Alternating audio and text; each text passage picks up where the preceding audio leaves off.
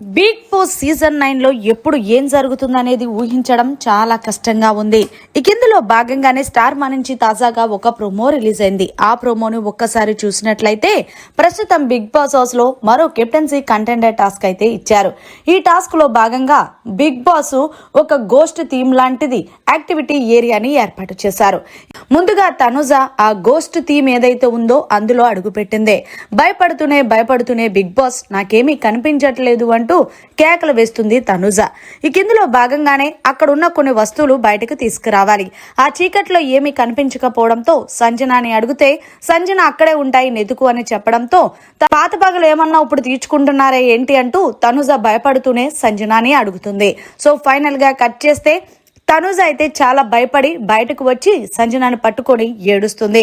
ఏదేమైనా పాపం తనుజ ఎలాగైనా 10వ వారం కెప్టెన్ అవ్వాలనే తపనతో ఇవన్నీ చేస్తుందనే చెప్పాలి. మరి మీరేమంటారనేది కమెంట్ చేయండి. ఈ వారం తనుజ కెప్టెన్ అవుతుందా లేదా అనేది కూడా. మరిన్ని లేటెస్ట్ లైవ్ అప్డేట్స్ కోసం చూస్తూనే ఉండండి మీడియా కార్నర్.